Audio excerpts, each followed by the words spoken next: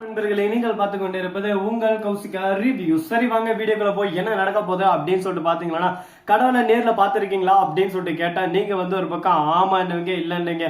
நமக்கு சரியான நேரத்துல சரியான தருணத்துல யார் ஒருத்தர் கடவுள் மாதிரி நின்று நம்மளை காப்பாத்துறாங்களோ அவங்க தான் பொறுத்த வரைக்கும் தான் நம்ம கடவுள்.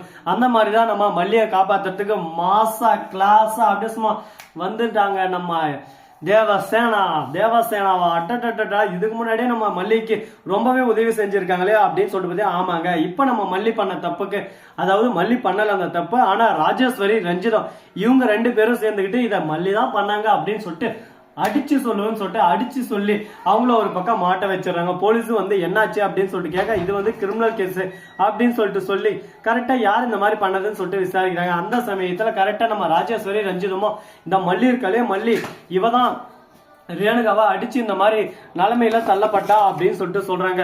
இதை கேட்டதும் ஒரு பக்கம் ஷாக் ஆயிடுறாங்க. ஐயோ, உண்மையா இது எப்படி சொல்றீங்க அப்படின்னு சொல்லிட்டு ஆதாரம் என்ன இருக்கு அப்படின்னு சொல்லிட்டு நாங்க எங்க ரெண்டு கண்ணாலேயே பார்த்தோம், இதுக்கான ஆதாரம் எங்க கிட்ட இருக்கு அப்படின்னு சொல்லிட்டு நாங்க சொல்ல விரும்பல. ஆனா எல்லாத்தையும் நாங்க பார்த்தோம். அதை பார்க்கும் போது எங்களுக்கு எப்படி இருந்துச்சு தெரியுமா, அப்படியே சும்மா கண்ணுல ஒரு பக்கம் அப்படியே ரத்த கண்ணீர் வர்ற மாதிரி இருந்துச்சு. அந்த அளவுக்கு ஒரு பக்கம் பயம் விழுந்துருச்சு. இது எல்லாத்தையும் மல்லி தான் பண்ணா, படிக்கட்டுல தள்ளி விட்டா. மல்லி இருந்துன்னு ஒரு பக்கம் மல்லியை தேர்ந்து அரெஸ்ட் பண்ணணும்னு சொல்லிட்டு சொல்ல, யாரும் எங்க போக வேணாம், நானே வரேன், கைது செய்யுங்க அப்படின்னு சொல்லிட்டு வாண்டடா நிக்கிறாங்க. நம்ம மல்லி எந்த ஒரு தப்பும் நான் செய்யல, தப்பு செய்யாம நான் எதுக்குடா பயப்படணும், பயன்றது என் அகராதிலே இல்லடா, பயத்துக்கே பயத்தை காட்டுறவன் நான் நிப்பேன், என் மேல தப்பு இல்லைன்னு நிரூபிச்சு கண்டிப்பா நான் வெளியே வருவேன் அப்படின்னு சொல்லிட்டு நம்பிக்கையோட அங்க நின்று இருக்காங்க. அதே சமயத்துல மறுபக்கம் என்ன நடக்குது அப்படின்னு சொல்லிட்டு பாத்தீங்கன்னா, குத்துங்க குத்துங்க குத்துங்க குத்துங்க நேரம் நல்ல நேரம் அந்த மாதிரி ஒரு பக்கம் நம்ம ராஜேஸ்வரிக்கு அடி உழுதுங்க ஒரு பக்கம். யார் கையில அப்படின்னு சொல்லிட்டு பாத்தீங்கன்னா நம்ம விஜய் கையில தாங்க. விஜய் சும்மா அப்படியே சும்மா மூஞ்சி மேல சும்மா பொக்கு பொக்கு பொக்குன்னு வைக்க ஆரம்பிக்கிறாரு. உனக்கு என்ன தைரியம் தான், என்ன கொழுப்பு இருந்தா, எவ்வளோ திமிரு இருந்தா இந்த மாதிரி எல்லாம் செஞ்சிருப்பேன், இந்த மாதிரி எல்லாம் செய்யறதுக்கு உங்களுக்கு எங்க இருந்து வச்சு தைரியம் அப்படி இப்படின்னு சொல்லிட்டு கேக்குறதா. ஐயோ, நான் என்னமே பண்ணல, இதுக்கு எனக்கு எந்த சம்மந்தம் இல்லை அப்படின்னு சொல்லிட்டு ஓப்பனாவா எவ்வளவோ சொல்லி பாக்குறாங்க.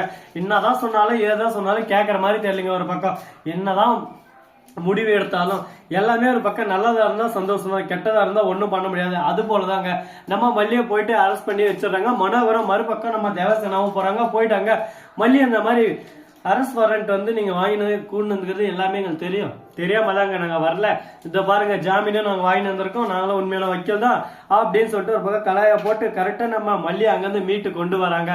மல்லி வரும் போது அப்படியே சும்மா சந்தோஷத்துல வருவாங்கன்னு சொல்லிட்டு பாத்தீங்கன்னா வேதனை கூடி குறுகி போய் அழுந்துட்டு கேட்டு வராங்க. என் வாழ்க்கையே போச்சு, என்ன எப்படி கேள்விக்குறி ஆக்கிட்டாங்களே, என்னையும் விஜய் அப்படின்னா பிரிச்சுன்னு சொல்லிட்டு எல்லாரும் ஒரு பக்கம் சதிகார கூட்டம் சதி செஞ்சுன்னு இருக்காங்க. இந்த சதிகார கூட்டத்துல இருந்து நான் எப்படி தப்பிக்க போறேன்னு சொல்லிட்டு தெரியலையே அப்படின்னு சொல்லிட்டு குழப்பத்துல குழம்பி போயிட்டு இருக்காங்க.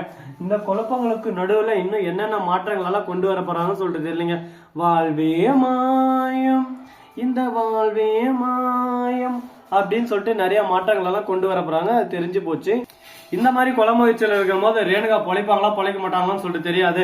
மிகப்பெரிய ஒரு ட்விஸ்ட்ல இருக்கு. அதனால என்ன பண்ண முடியும் ஏது பண்ண முடியும்னு சொல்லிட்டு யாருக்கும் தெரியாது. அதனால எல்லாமே கடவுள் விட்ட வழிதான் அப்படின்னு சொல்லிட்டு கடவுள் மேல பாரத்தா போட்டு போங்கண்ணா போங்க, உங்களுக்கு எவ்வளவு தூரம் முடிக்குமோ எவ்வளவு தூரம் போகணுமோ போங்க, உங்க நல்ல மனசுக்கு எல்லாமே நல்லதா நடக்கும் அப்படின்னு சொல்லிட்டு சொல்லிருக்காங்க.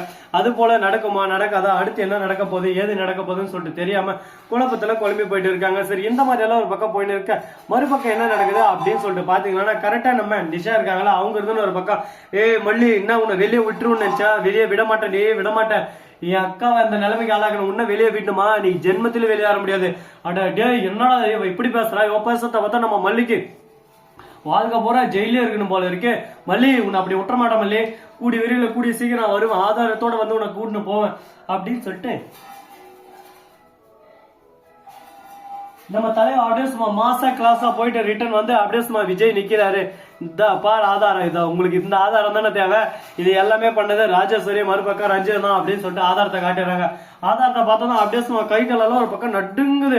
அப்படியே ராஜேஸ்வரிக்கு ஒரு பக்கம் கிடுகிடுக்குது.